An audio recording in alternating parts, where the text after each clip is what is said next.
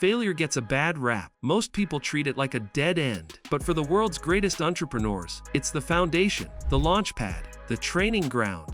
From Steve Jobs to Oprah to Elon Musk, the most iconic builders didn't succeed in spite of failure. They succeeded because of it. They used it to get sharper, tougher, and smarter. In this breakdown, we're unpacking powerful ways failure shaped the legends of business, and how you can use the same lessons to fuel your own comeback, pivot, or next big leap. This isn't about glamorizing struggle. It's about owning it and turning it into your edge. Failure forced clarity. When Howard Schultz tried to pitch the Starbucks vision early on, he was rejected by over 200 investors. Over and over, they said no, but each failure sharpened his pitch. When you're going to learn a lesson or who you're going to learn it from. And I usually do not give a formal speech. I have an outline. And so my colleagues, an hour before I go on stage, said, what are you going to talk about? He got clearer on his purpose, his story, and what made his idea worth believing in. Failure cut the fluff. That's what it does. It strips away the distractions and forces you to find your core. The best entrepreneurs don't just bounce back, they come back clearer. Rejection becomes feedback, confusion becomes conviction, and what's left is a version of your vision that can actually survive the real world. Failure built resilience in real time. Real job in life is to figure out what it is you are called to do. And you use a job until you can figure out what the calling is. When Oprah was fired from her first TV job for being unfit for television, she didn't collapse. She adapted. That rejection taught her to back herself when no one else would. Failure didn't make her bitter. It made her unbreakable. Resilience isn't a buzzword. It's a muscle built through repetition. Every time something falls apart, you learn how to stand up faster. That speed of recovery is what separates the greats.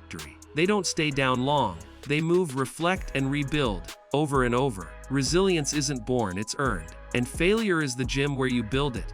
Failure killed perfectionism. When Elon Musk launched the first Falcon 1 rockets, they failed. A multi-planet species to extend consciousness beyond Earth, I think for two main reasons. One is to ensure the long-term survival and prosperity of life as we know it in consciousness.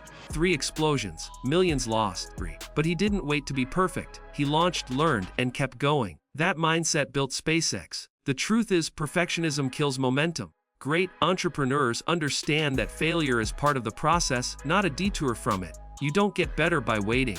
You get better by doing, breaking, fixing, and repeating. Musk could have waited for perfect. Instead, he shipped, failed, and iterated. That's the difference. While others overthink, great founders out-launch. Failure created adaptability. I am just a frustrated consumer.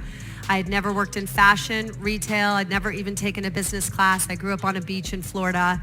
Sarah Blakely, founder of Spanx, started with 0 experience in fashion. Her early prototypes were rejected repeatedly. Factories wouldn't work with her. But every no taught her how to adapt, how to pitch better, tweak the product, find new angles. Today, she's a billionaire. Her flexibility was forged in failure. That's what most people miss. Success isn't built on a perfect plan. It's built on adaptability.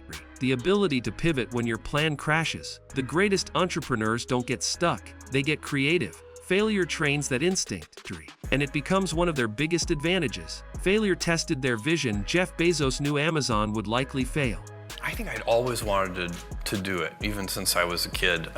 Had the idea, one of the people who every time I look at something, it looks... In fact, he told early investors there was a 70% chance they'd lose their money. But he believed in the vision anyway. That's what failure does. It puts your idea under pressure. It asks, do you believe in this enough to keep going when it's not working? Bezos did. And because of that belief, he pushed through every collapse, every criticism, every close call. Vision is easy when things go right. The real test is when everything goes wrong. The greats keep building because they don't just believe in the outcome. They believe in the mission. Failure built better systems. I tried so hard to cross-list in the business school to do the entrepreneurial course and was turned down. So it's very sweet to be here tonight. Reed Hastings launched a software company in the 90s. It failed badly.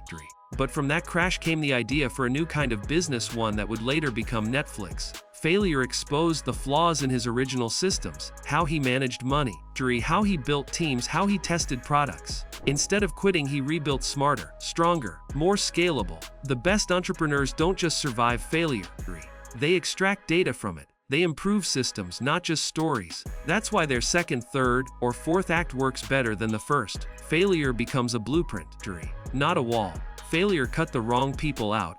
One of the keys to Apple is Apple's an incredibly collaborative company. And so, you know how many committees we have at Apple? No, 0. We have no committees. Every time something breaks, it reveals who's really with you and who isn't. After being ousted from Apple, Steve Jobs learned who actually had his back. It stung, but it clarified his circle. That clarity made him more intentional about who he worked with when he returned. Failure doesn't just refine your product, it refines your people. The world's best founders learn to surround themselves with loyalty, hunger, and vision, not just titles. Losing fake support early is a win in disguise. Failure exposes it, and those who stay with you when you're down, they help you build what lasts. Failure made their story matter. Is the toughest for any new business. There's a very thin dividing line between success and failure. And you know, if you're lucky enough to stay on the right side of that dividing line. Richard Branson's first business failed. His magazine collapsed. His record label almost went bankrupt. But each failure became part of the Virgin story. Not as an excuse, but as texture. People don't connect to perfect brands. They connect to resilient ones.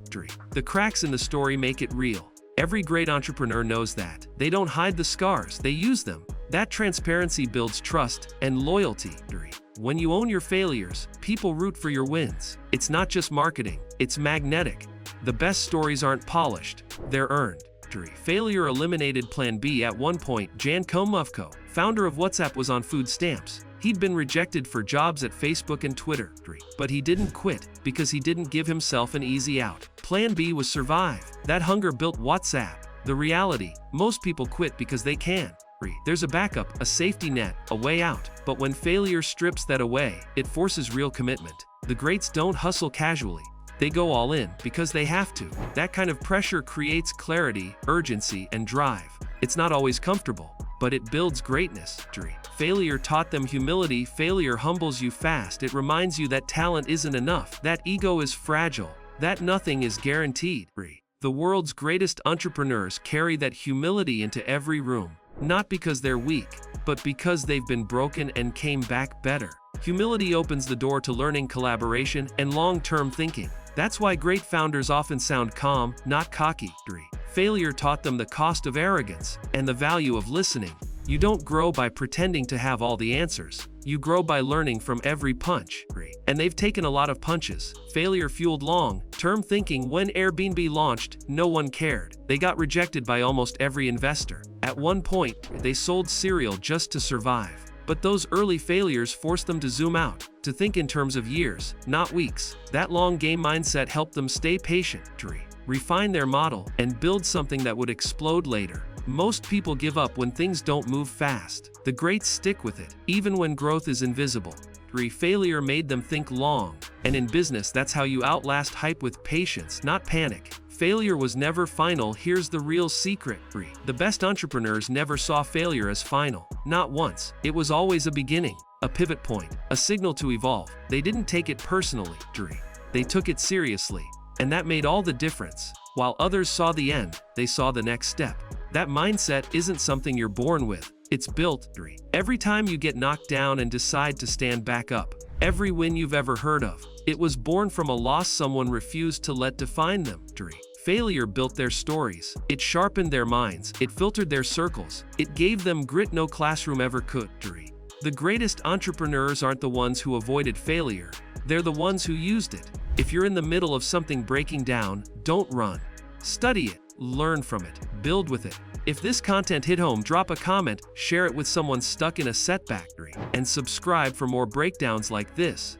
Built to remind you the greatest comebacks always start with getting knocked down.